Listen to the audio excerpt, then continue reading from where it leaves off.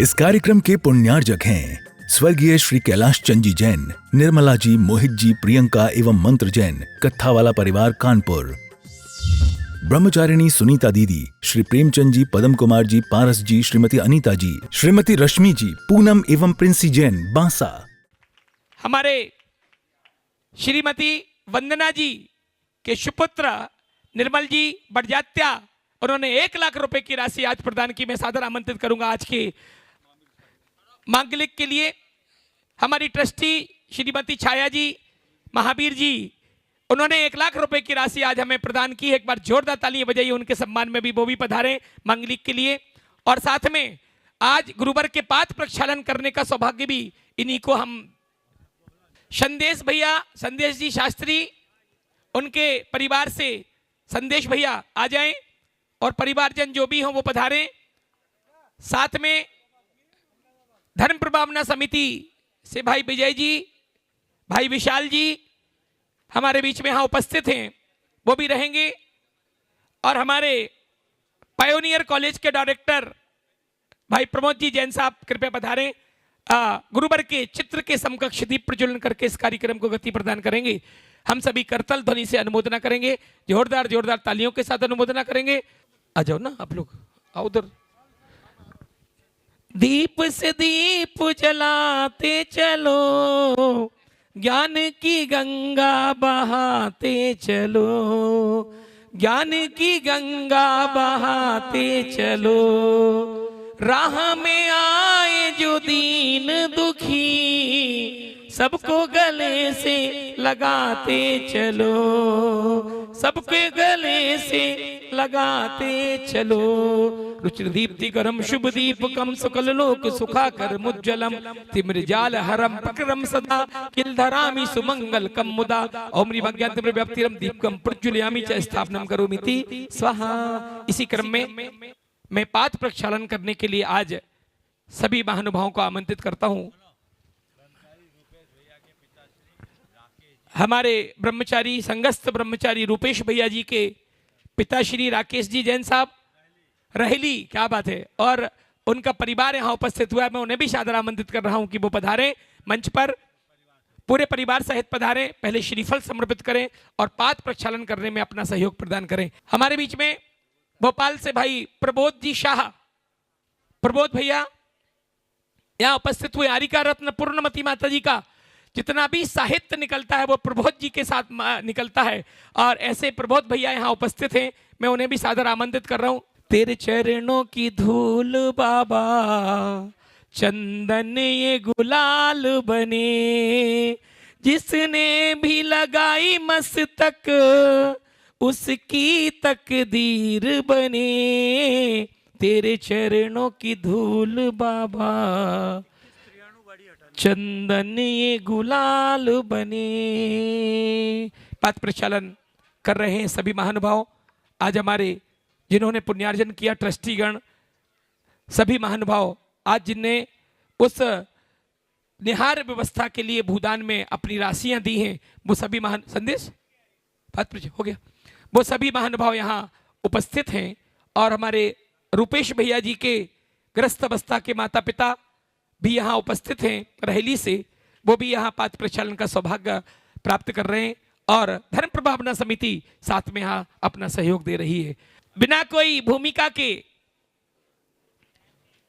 पूज्य मुनिवर श्री निर्वेक सागर जी महामुनिराज के पावन चरणों में आप सबकी ओर से नमोस्तु निवेदित करते हुए निवेदन कर रहा हूं, हे मुनिवर अपनी अमृतमयी वाणी से हम सभी को कृतार्थ करें।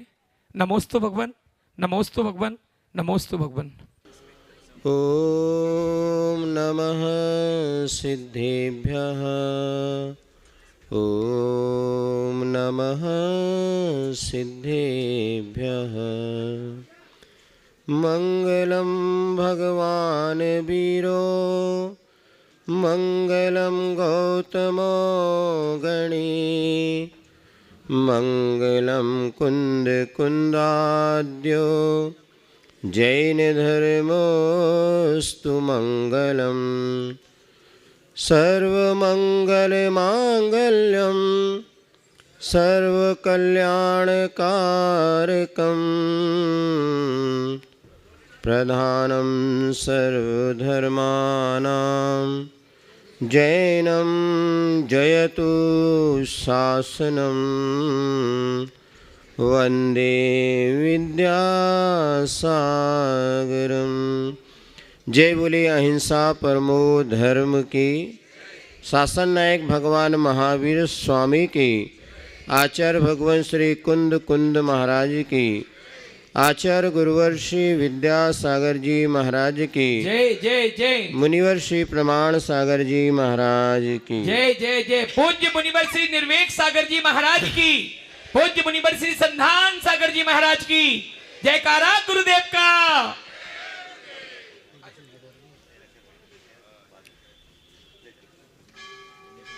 आचार्य श्री ज्ञान सागर जी महाराज, जिसे लघु समय सार कहते थे, उस ग्रंथ का क्या नाम है? छह डाला। छह डाला एक ऐसा ग्रंथ है जिससे सभी परिचित हैं। हिंदी माध्यम का यह छंदबद्ध जो ग्रंथ है, इसमें निगूढ़ से लेकर के और सिद्धत्व तक की पूरी यात्रा का वर्णन है। बहुत सरल तरीके से जो पंडित दौलत राम जी ने इस ग्रंथ की रचना की।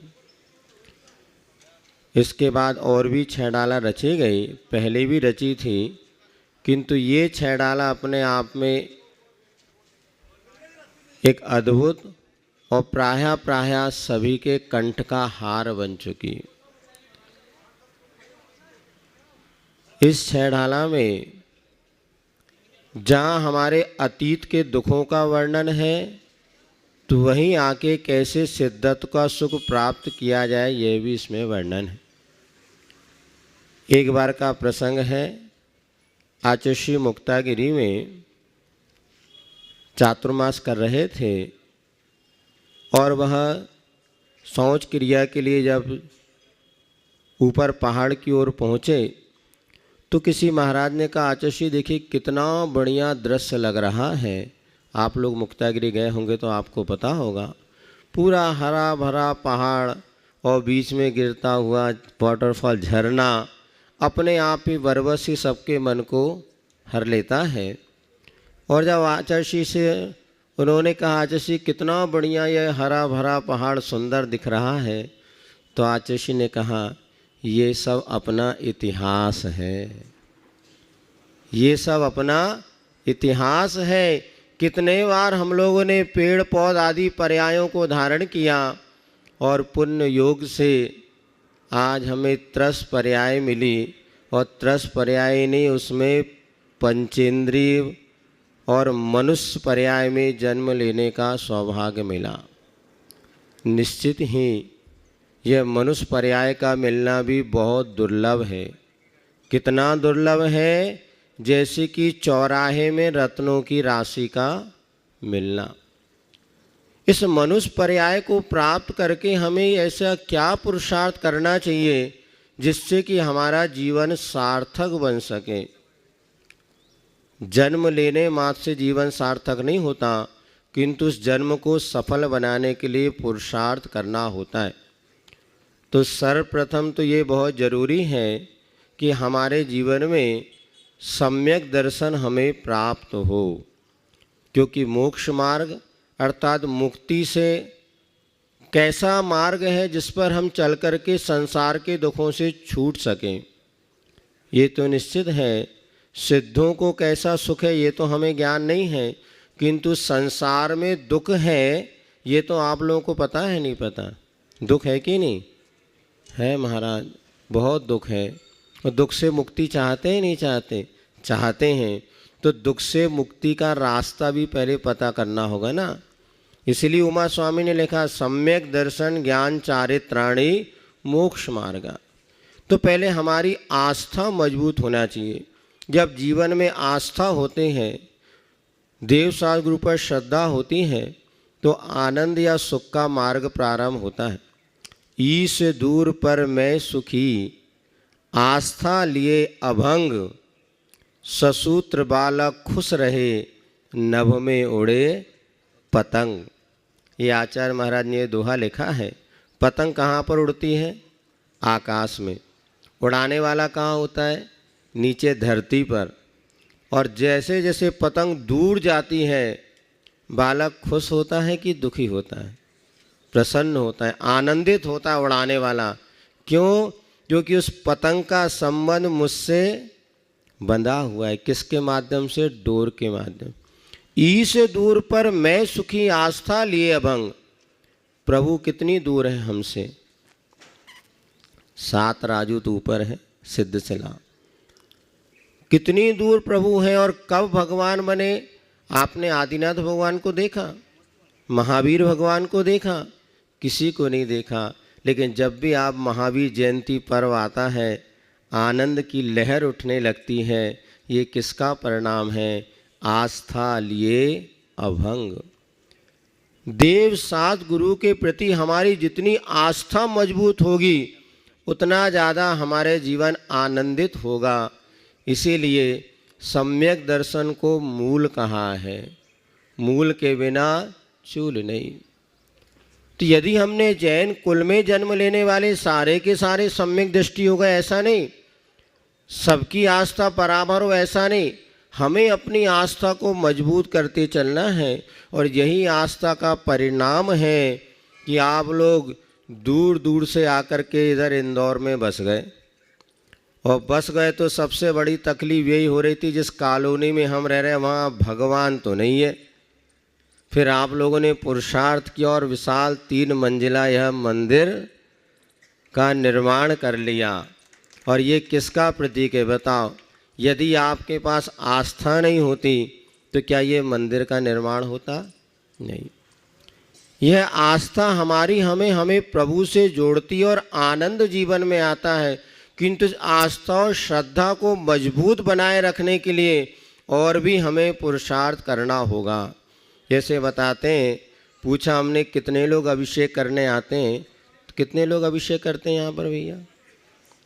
50 से ज़्यादा लोग अभिषेक करते हैं। पूजन करने वाले कितने बचते हैं? तो 10 और 12 लोग पूजन करने वाले बचते हैं। अभिषेक करने वाले बता दे, कुछ लोग ऐसे भी हैं जो कि तीनों वेदी में अभिषेक करते हैं, नहीं पूजा वो नहीं करते। इसमें विचार करना कि अभिषेक हमारे लिए पूजन का एक अंग है, किंतु उसको एक अंग हमने पूर्ण कर लिया, शेष 4-5 अंग और हैं उसके। पूजन करना, स्थापना आदि, सन्निधिकरण, शांति पाठ, विसर्जन, ये सब हम करते हैं। तो ये हमारी आस्था को और मजबूत बनाने वाला साधन है। और इसके आगे ये भी कहा है, ज्ञान समान न आन जगत में सुख को कारण। 6 डाला की पंक्ति महत्वपूर्ण है कि हम सारी जगह सुख को खोज रहे हैं, किंतु आचार्य कहते हैं कि जब हमारे जीवन में सम्यक ज्ञान होता है, जो स्वयं सुख की जो रास्ता का जो मार्ग है वो मजबूत होता चला जाता है और सुख का द्वार खुलता चला जाता है। आज हमारी श्रद्धा तो मजबूत है, किंतु इसके बाद भी सम्यक ज्ञान की जैसे आराधना होनी चाहिए, उस मामले में हम सब लोग बहुत पीछे हैं। मंदिर में सभी अलमारियों में ग्रंथ एक से एक ग्रंथ रखे हैं और बहुत अच्छे तरीके से आपने उसको सुसज्जित करके रखा है। इतने मात्र से ही हमारे ज्ञान का उपार्जन नहीं होता। होगा कब? जब उस ग्रंथों को अलमारी से निकाल करके हम पढ़ने का प्रयास करें। आस्था हमारी बहुत मजबूत है, इसमें कोई दो मत नहीं, किंतु सम्यक ज्ञान के अभाव में वह आस्था कब तक टिक सकेगी, ये भी हमें विचार करना होगा। इसीलिए आप सब लोग ये मान के चलिए, जो लोग जिनेंद्र भगवान की भक्ति से जुड़े हुए हैं उनके लिए सम्यक ज्ञान की आराधना भी जरूर करना चाहिए। शास्त्रों का हो पठन सुखदा, ये भी आप शांति पाठ में पढ़ते हैं, किंतु कितने लोग शास्त्रों का स्वाध्याय करते हैं? बिल्कुल ग्रंथ इतने साफ सुथरे रखें और व्यवस्थित रखें, जब आप खोलो तो उनकी सब वाइडिंग बहुत अच्छी लगती है। इसका अर्थ निश्चित है कि अभी तक आप लोगों ने उन शास्त्रों को खोल करके जैसे आए थे वैसे व्यवस्थित रखे हैं। इसका अर्थ ये नहीं कि यहाँ बहुत सारे लोग स्वाध्याय करने वाले हैं, किंतु उनकी व्यवस्थित देख करके लगता है कि शायद अभी तक किसी ने उसको खोल करके भी नहीं देखा। किंतु आप सबको विचार करना चाहिए। यदि हम अभी यहाँ पर बता रहे हैं कि बच्चों की पाठशाला भी प्रारंभ की गई, भैया जी ने भी कलश स्थापना आदि, और कल उन्होंने बताया कि सब प्रोजेक्टर वगैरह जो उनके पास सामग्री थी, और वो कह रहे महाराज हम तो बहुत कुछ कर लें, दुकान में ग्राहक आए तो माल बेचें, फंड इतना सारा है कि उस फंड का सदुपयोग ही नहीं हो पा रहा है क्योंकि बच्चे ही नहीं आ रहे। अब क्या करना चाहिए? कल महाराज जी ने आपको बताया था कि जैसे पहले हम दुकान खोलते थे तो कैसी दुकान होती थी आपको पता है, या पहले आप लोगों के घरों में जो आप बिजली फिटिंग करते ना, कितने बल्ब होते थे, कितनी बटनें होती थी, कुछ पता है आपको? एक बोर्ड होता था, उसमें एक प्लग है, बाकी 2-3 बटन, उससे पूरे कमरे में काम चल जाता था। अब आपके रूम में कितने प्लग होते हैं, कितनी फिटिंग्स होती है, और आप लोगों ने उस रूम को कितना अच्छा बना लिया। जब आप बचपन में जहाँ रहते थे, या आज से 30 साल पहले आप जहाँ आपका मकान था और 30 साल आज जो मकान बना, उसमें कितना अंतर आया? बहुत अंतर आया ना। लेकिन हमारी पाठशालाओं में क्या अंतर आया?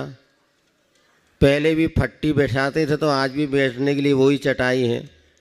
जो आप लोग जिस तरह से पहले दादियाँ या कुछ लोग होते थे पढ़ा देते थे, और बच्चे आ गए तो ठीक है, नहीं आया तो हमने तो पढ़ा दिया। जिस तरह लौकिक शिक्षा में भी आप देख रहे हैं कितना विकास हुआ। हमें ध्यान है जब हम 12वीं पढ़ते थे, पहली बार कंप्यूटर एक सब्जेक्ट आया था, और वो भी नक्शा मस बनाना पड़ता था, 8 नंबर मिल जाते थे। अब क्या हो गया? पहली दूसरी क्लास में बच्चे कंप्यूटर आदि की शिक्षा प्राप्त।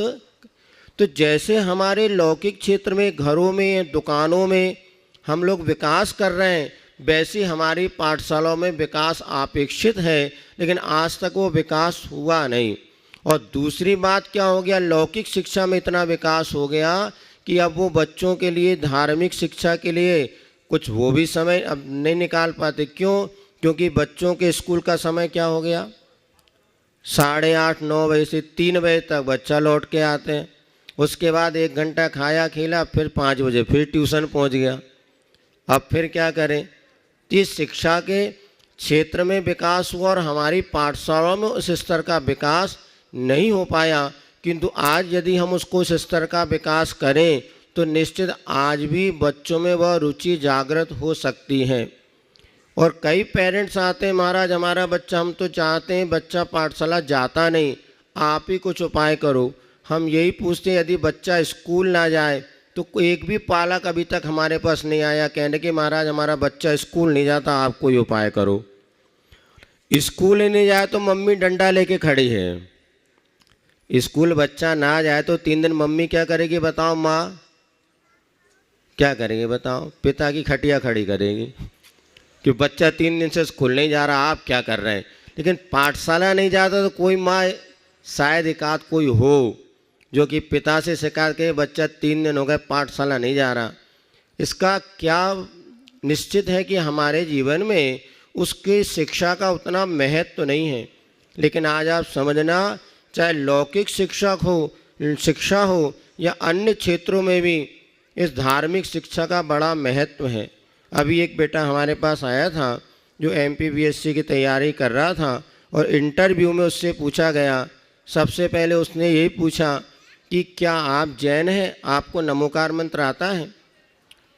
तो उसने कहा यस सर। तो आप नमोकार मंत्र सुनाइए।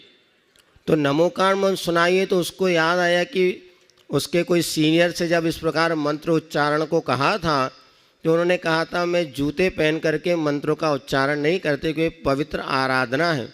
उसने अपने सर से ये कहा, सर नमोकार मंत्र एक पवित्र मंत्र है और इसके उच्चारण करने के लिए मुझे अपने जूतों को उतारना पड़ेगा, आप अनुमति दें।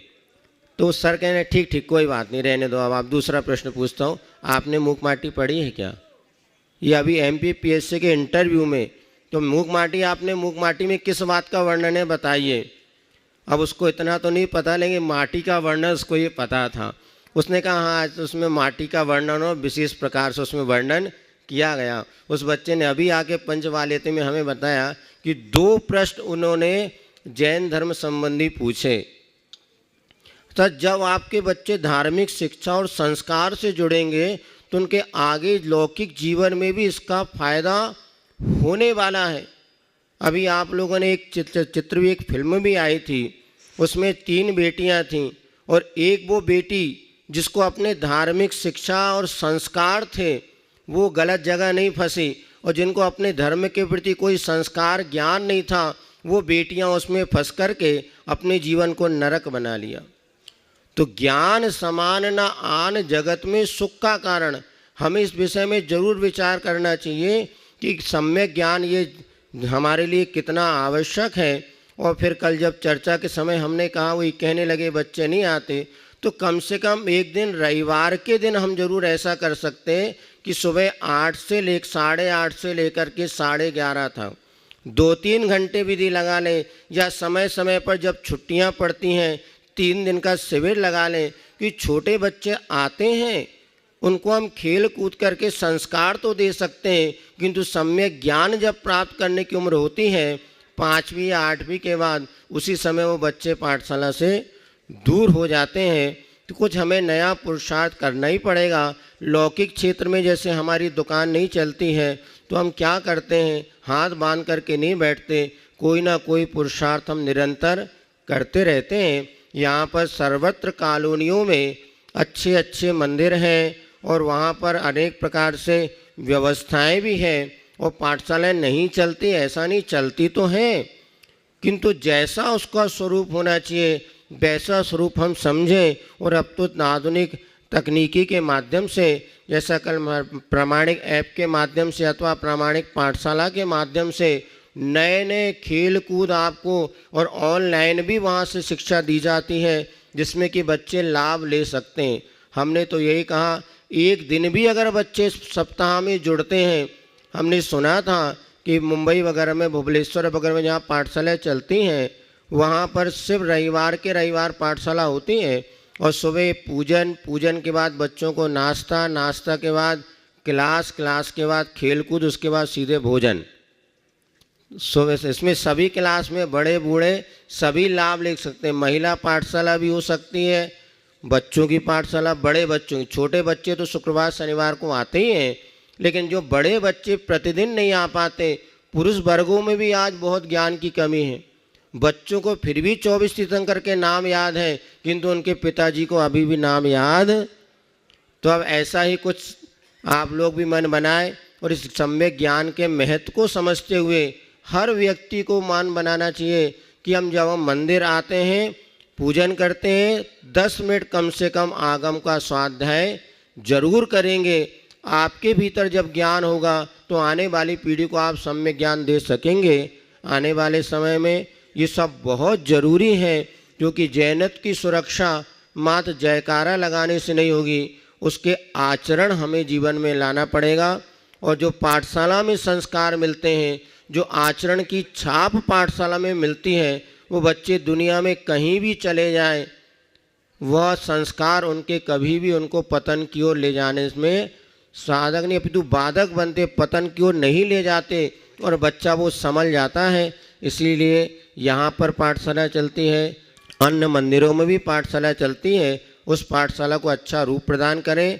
जिस दुकान में ग्राहक नहीं आता तो आप कितनी तिकड़म लगाते हैं, सेल्समैन अच्छा रखते हैं, माल अच्छा रखते हैं, अनेक प्रकार की योजनाएं बनाते हैं।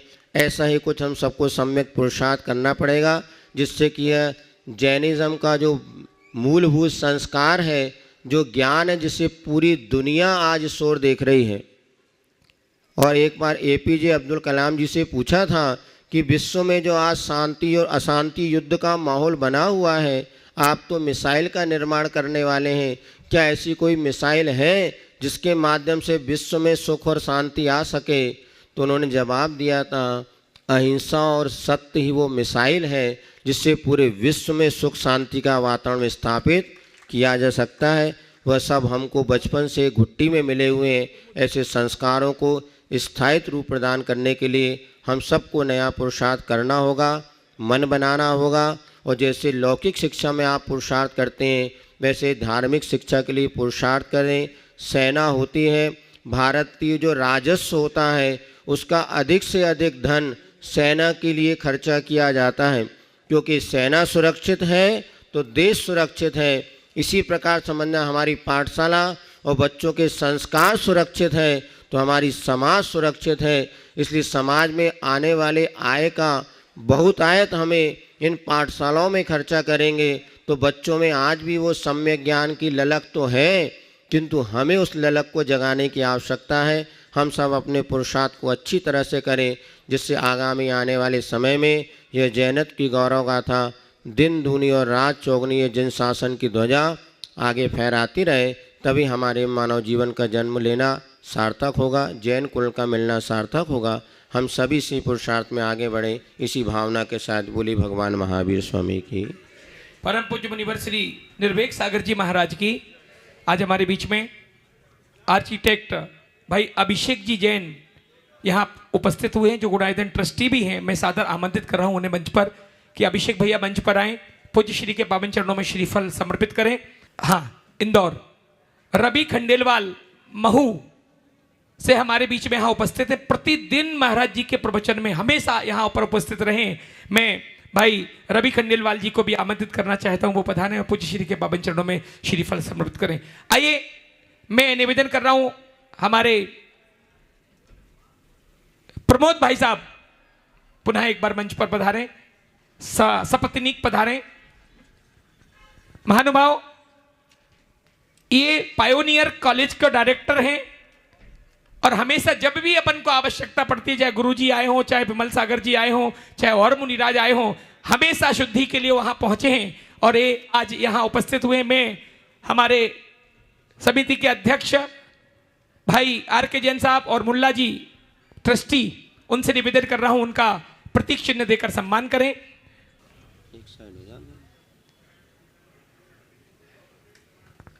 जय बोलिए परम पूज्य मुनिवर श्री प्रमाण सागर जी महाराज की।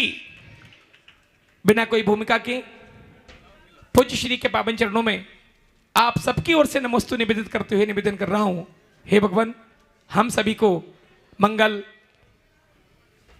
आशीष वचन देकर कृतार्थ करें। नमोस्तु भगवान, नमोस्तु भगवान, नमोस्तु भगवान। अहिंसा परमो धर्म की परम पूज्य आचार्य गुरुवर श्री विद्यासागर जी महाराज की, पूज्य मुनि श्री 108 प्रमाण सागर जी महाराज की, पूज्य मुनि श्री 108 निर्वेद सागर जी महाराज की, पूज्य मुनि संधान सागर जी महाराज की जय, समस्त मुनि संघ की। अभी आप सब महाराज श्री के माध्यम से अपने जीवन को समुन्नत बनाए रखने के लिए अपेक्षित श्रद्धा और संस्कार की बातें सुन रहे थे। सच्चे अर्थों में अपने जीवन को सुखी बनाने के लिए हमें 4 बातों को आत्मसात करना चाहिए: श्रद्धा, समझ, संस्कार और संयम। ये चारों चीज़ें यदि हमारे जीवन में विकसित हो गई तो तय मान करके चलना, हम कभी दुखी नहीं हो सकते। सबसे मूल तत्व है श्रद्धा। श्रद्धा हमारे जीवन में स्थिरता लाती है। श्रद्धा से हमारा आत्मविश्वास विकसित होता है और जब हम में स्थिरता हो, हम में आत्मविश्वास हो, तो हम अपने जीवन में आगत बड़ी सी बड़ी बाधाओं को भी आसानी से पार करने में समर्थ हो सकते हैं। जब कभी भी हम श्रद्धा की बात करते हैं तो प्रायः ऊपरी श्रद्धा को ही श्रद्धा मान लेते हैं। हमारी श्रद्धा है, हम रोज़ मंदिर जाते हैं, भगवान की पूजा करते हैं, भगवान का नाम लिए बगैर कोई काम नहीं करते हैं। मेरे लिए भगवान सर्वोपरि है, गुरु सर्वोपरि है, धर्म सर्वोपरि है। ये भावाभिव्यक्ति तो प्रायः सब लोग कर देते हैं, श्रद्धा है। लेकिन मेरे नज़र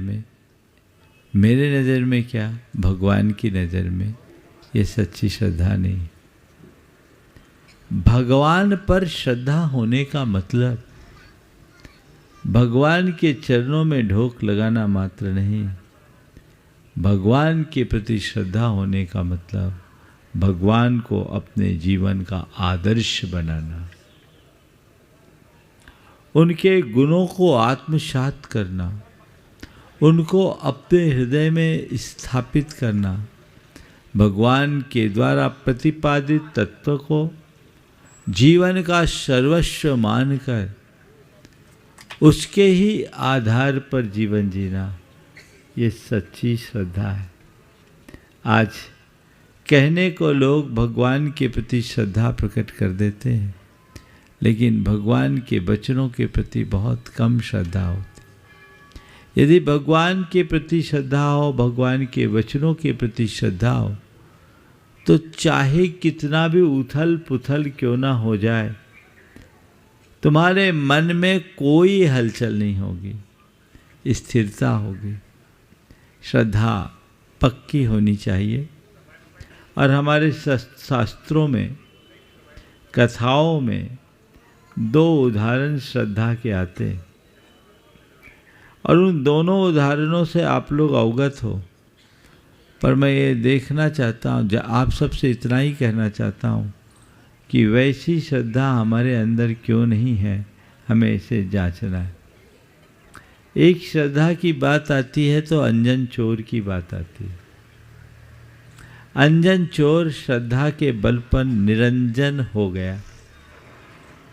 चोर होता है, अपराधी है, पापी है, अनाचारी।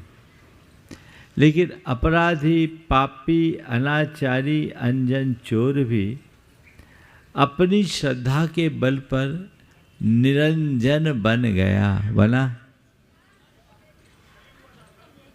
क्या श्रद्धा थी उसके मन में? एक ही श्रद्धा थी कि जिस मंत्र की बात यहाँ कही गई है, यह मंत्र कभी भी निरर्थक नहीं हो सकता, ये अमोघ मंत्र है। मन में वो श्रद्धा थी, कुसंगवश उसके संस्कार बिगड़ गए, प्रवृत्तियाँ बिगड़ गई, ये बात अलग है। लेकिन अंतिम क्षणों में जब उससे कहा गया कि मैं नमोकार की सिद्धि कर रहा था, करने योग्य सारा कार्य कर लिया, मुझे केवल नमोकार बोलते हुए एक झटके में इस रस्सी को काटना है। सीके पे एक मचान जैसा बनाया हुआ था और रस्सी को काटना है। बैठकर रस्सी कटते ही मंत्र सिद्ध हो जाएगा और कुछ नहीं होगा। मेरा मन घबरा रहा, मैंने सब कुछ तो कर लिया, मंत्र की आराधना पूरी कर ली, लेकिन डर लगता है कहीं सीका काटा और मंत्र सिद्ध नहीं हुआ तो नीचे अस्त्र पड़े हैं, मेरी तो मोटियाँ उखड़ जाएगी। उस सेठ के मन में संशय था कि मंत्र की आराधना कर ली है, लेकिन कहीं कुछ रह गया तो ये संशय वो पीछे रह गया। बार बार ऊपर सीके पे चढ़ता, फिर डर के मारे नीचे आ जाता, फिर चढ़ता, फिर नीचे आ जाता। ये अप डाउन उसका चल रहा था। लेकिन जब अंजन चोर से कहा तो उसने कहा, आपको डर लगता, मैं आजमा लूं, कर लो, बोलो कौन सा मंत्र है? नमोकार। वो मालूम ये मंत्र तो अमोघ मंत्र है, ये मंत्र कभी निरर्थक हो ही नहीं सकता। ये श्रद्धा उसके अंदर थी। और कहते हैं आधा अधूरा मंत्र बोला। आप लोग बुंदेलखंड में बोलते हैं आणम ताणम कछु न जानम सेठ बचन परमानम। श्रद्धा एक झटके में रस्सियां काटी और विद्या सिद्ध हो गई। उसकी श्रद्धा प्रगाढ़ श्रद्धा थी, अगाध श्रद्धा थी, नमोकार के प्रति श्रद्धा थी। और जब विद्या सिद्ध हुई, विद्या ने पूछा कि बोलो अब मुझे क्या सेवा करनी है। बोले जिसकी कृपा से ये विद्या सिद्ध हुई मुझे उनके चरणों में ले जाओ। कहानी अपनी जगह में कहानी के विस्तार पर नहीं जाता। मैं आपसे पूछता हूँ, आपके मन में भगवान के प्रति श्रद्धा है? श्रद्धा नहीं है ऐसा तो नहीं बोलता, लेकिन क्या ऐसी श्रद्धा है?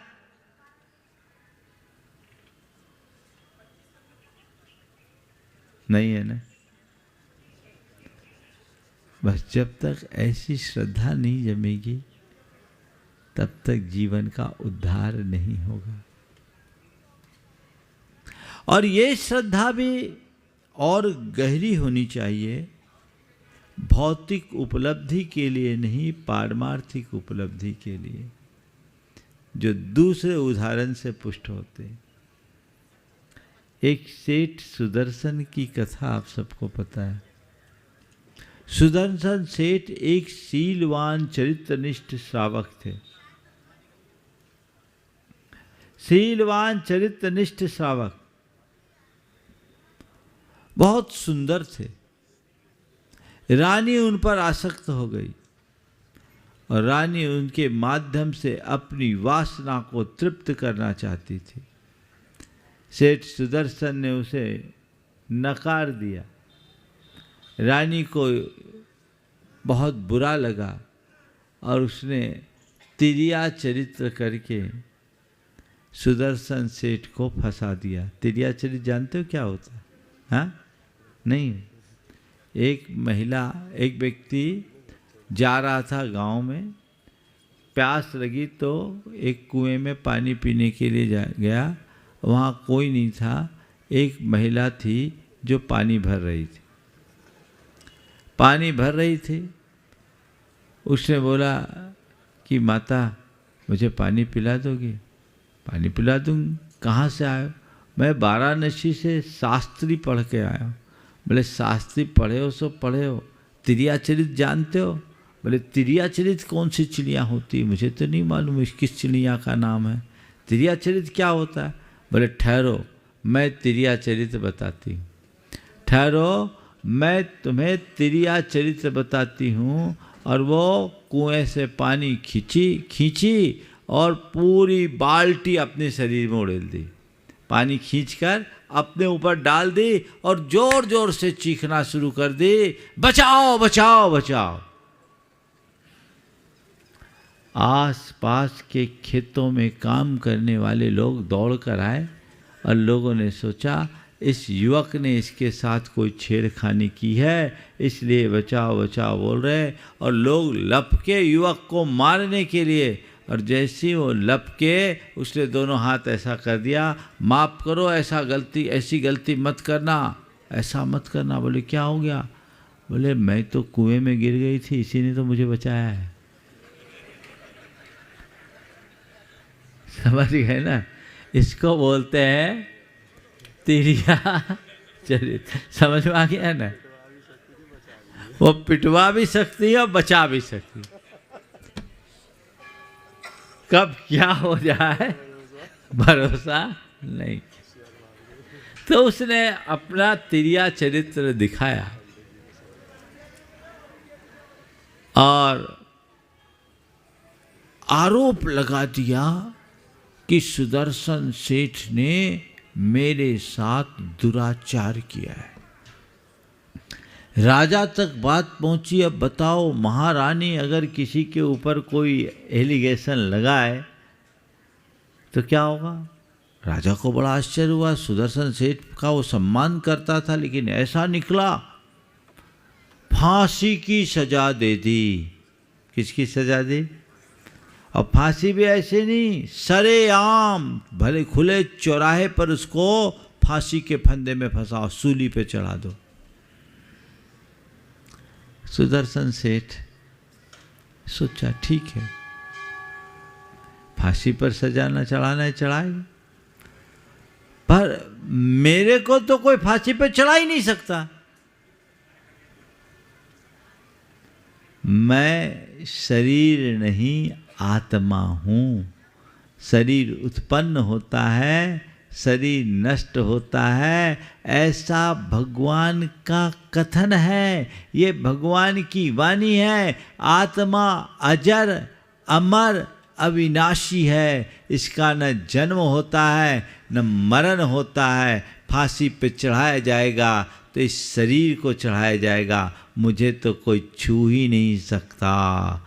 और यदि इस शरीर का अंत इसी फांसी से होना है तो हो जाए।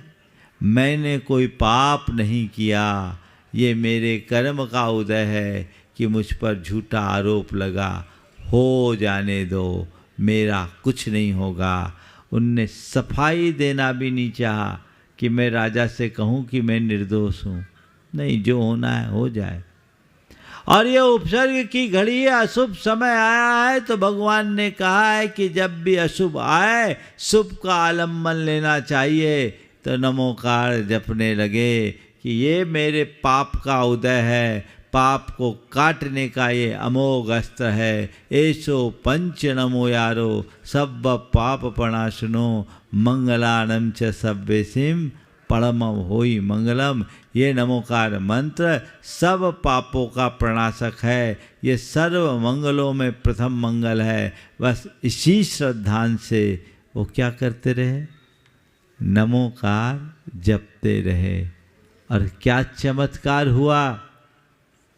फांसी का फंदा गले की माला में परिवर्तित हो गया। ये श्रद्धा, बोलो,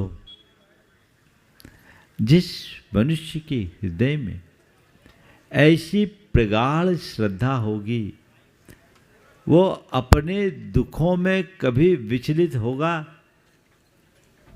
वो कभी दुखी होगा? आप लोग पल पल में टूट जाते हो, क्योंकि आपके हृदय में अपेक्षित श्रद्धा का जन्म ही नहीं हुआ। वैसी श्रद्धा अपने भीतर जगाने की कोशिश कीजिए। कुछ भी हो जाए, जो मेरा मार्ग है वो कभी खंडित नहीं हो सकता, और मेरा जो स्वरूप है वह कभी विनष्ट नहीं हो सकता। ऐसी श्रद्धा मन में जगा लीजिए। भूचाल आने पर भी आपको कोई फर्क नहीं पड़ेगा। मजबूत बनाइए भगवान पर श्रद्धा, अपने स्वरूप पर श्रद्धा। दूसरे चरण में है समझ।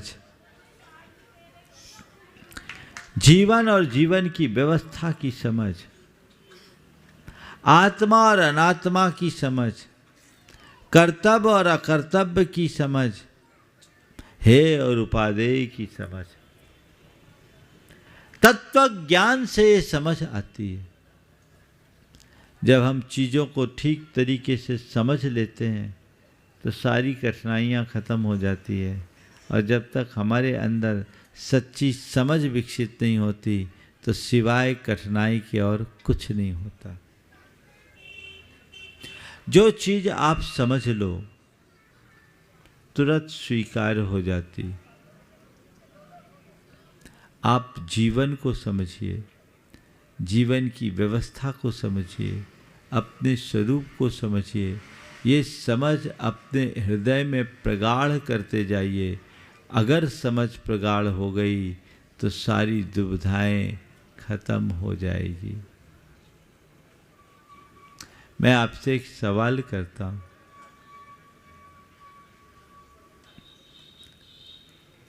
एक छोटा सा बच्चा कोई नादान हरकत करे, आपको गुस्सा आता है? क्या करते हैं आप? इग्नोर करते हैं। क्यों? बच्चा है, ये आपके अंदर समझ है ना। आप बच्चे को बच्चा समझकर उसकी नादान हरकत को भी नज़रअंदाज कर देते हैं। एक बड़ा व्यक्ति है, वो पागल है, और उस पागलपन में उसने कोई अवांछित हरकत की, आप क्या करते हैं? उसको भी इग्नोर करते हैं। क्यों? ये पागल है। पागल को पागल समझकर आप उसे नज़रअंदाज कर देते हैं। नादान को नादान समझ कर के आप उसे नज़रअंदाज कर देते हैं। और जब ऐसा समझ ले, नज़रअंदाज कर दे, आपको कोई तकलीफ़ होती है? और कोई व्यक्ति पागल हो और आपको पता नहीं और वो आपसे मिसबिहेव करे तो बुरा लगता है। तो जो हम वस्तु स्वरूप को समझ लें तो बुरा भी बुरा नहीं लगता और अच्छे से भी ज़्यादा फर्क नहीं पड़ता। और वस्तु स्वरूप को न समझ पाने के कारण हमें छोटी छोटी बातें भी बुरी लगने लगती है।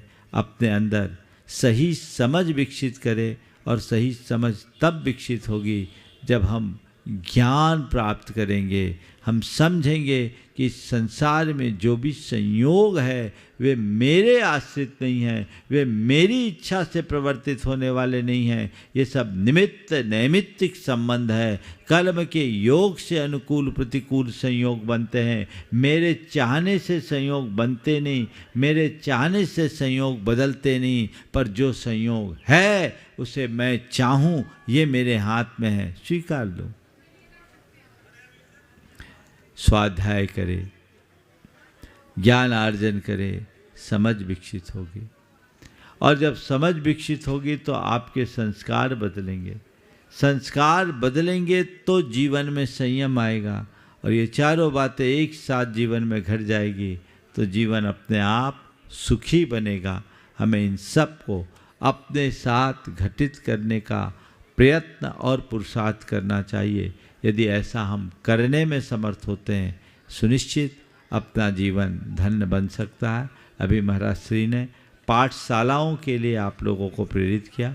आपके यहाँ पाठशाला तो चल रही है, पर बच्चे अभी जितने आने चाहिए वो नहीं आ रहे हैं। आप बच्चों को प्रेरित कीजिए। अभिभावकों को चाहिए कि हमें स्कूली शिक्षा से भी ज़्यादा जरूरी धार्मिक शिक्षा प्रदान करना है, ताकि उनका जो नैतिक, चारित्रिक और भावनात्मक विकास हो सके। इसलिए प्राथमिकता के तौर पर सबको ये ध्यान देना चाहिए। आप लोगों ने भावना भाई आज तक का लाभ तो आपको मिला ही, पर कल के लिए विशेष आग्रह दिया गया है, निवेदन किया गया है। तो चलिए, आप कह रहे हैं, हालांकि मैं शनिवार और मुनि सुब्रत पर विश्वास नहीं करता, बोल दे रहा हूँ मैं स्पष्ट। आप लोग पूरे देश में आजकल शनिवार को मुनि सुब्रत नाथ की आराधना विशेष होने लगी। भैया, वार से भगवान को मत पूजो, भगवान को हर वार में पूजो, और केवल भगवान को पूजो, हर बार पूजो। पर फिर भी कल के एक दिन का और आग्रह आप लोगों ने किया है, तो चलिए आज का शंका समाधान। और कल आप लोगों ने महामस्तकाभिषेक की अपेक्षा रखी है। मूल नायक भगवान का। हाँ, मूल नायक भगवान। कभी हुआ और होता नहीं महाराज जी, आपके सानिध्य में कर रहे हैं। कभी नहीं होता है। एक बार हुआ है साल, जब जो पंचकर्णाटक की तिथि उस पे ही होता है। बहुत सुंदर। लेकिन चलिए, इसलिए कर रहे हैं आपने निवेदन किया है तो कल सभी लोग उत्साह के साथ कल का कार्यक्रम कितने बजे से अभिषेक करोगे? 8 बजे से 7 बजे से जो चालू होता है वो 8 बजे से महामस्तक। 8 बजे से महामस्तकाभिषेक, सभी लोग आए, उसमें सम्मिलित हो। और उसके उपरांत कल का प्रवचन लाभ आप सबको प्राप्त होगा। हाँ, उसके चर्या आगे से के होगी। बाद चर्या होगी और उसके आगे की बात मुझे नहीं पता। परसों रविवार है वो- स्वामी जी। वो कल पता लगेगा। उसके बाद अरे ये महालक्ष्मी नगर वाले बहुत आस लगाए हैं। इसलिए तो सब हाँ। एक ही रेंज है, वो हम अलग अलग नहीं मान रहे दो ही को। ये महालक्ष्मी नगर और ये बाजू बाजू में तो मंदिर है, उठाधरी नहीं करो, एक ही बात है। यहाँ से वहाँ और वहाँ से यहाँ। कल महाराज महालक्ष्मी नगर ही गए थे और हम यहाँ से दूसरे छोर पर गए थे, तो बराबर ही हिसाब, उसमें कोई बात नहीं। ये कार्यक्रम का आप सब लाभ लेंगे, सभी ऐसे ही लाभ लेते रहें और अपने जीवन को आगे बढ़ाएं।